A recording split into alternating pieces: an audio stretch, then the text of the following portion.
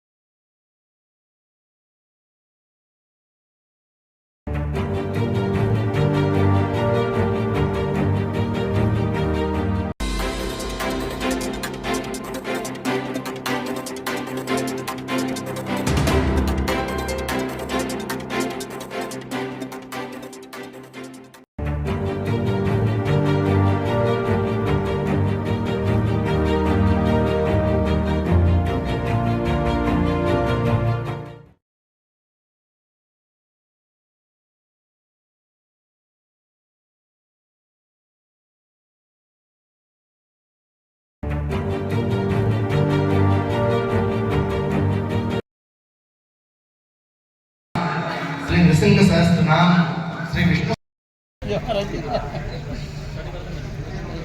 इतनी सुंदर आयोजन और क्योंकि ये यहाँ गौओं की भूमि है, तो गौओं की भूमि में लगातार इस सुरभि सदन में मैंने जितनी भी बार देखा, हमेशा धार्मिक आयोजन एक के बाद एक, कभी प्रभु श्री राम की कथा, कभी भागवत कथा, कभी श्री कृष्ण की कथा, ऐसी कथाएं जिस भूमि पर होती रहती है उस भूमि का कल्याण हमेशा होता रहता है।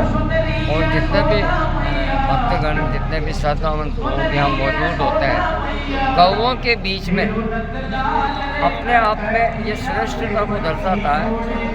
गौएं हमेशा हमारी रक्षा अलग अलग तरीके से करती है, और क्योंकि हमारे ग्रंथों में ये पहले से ही लिखा हुआ है कि गौ में 33 करोड़ देवी देवता विराजमान रहते हैं, तो यहाँ जो भी कथा श्रवण करने आते हैं उनके लिए सबसे बड़ा जो धर्म का लाभ है वो ये है कि इतनी गौओं के दर्शन करने के पश्चात उन्हें इस सभागार में इतने सुंदर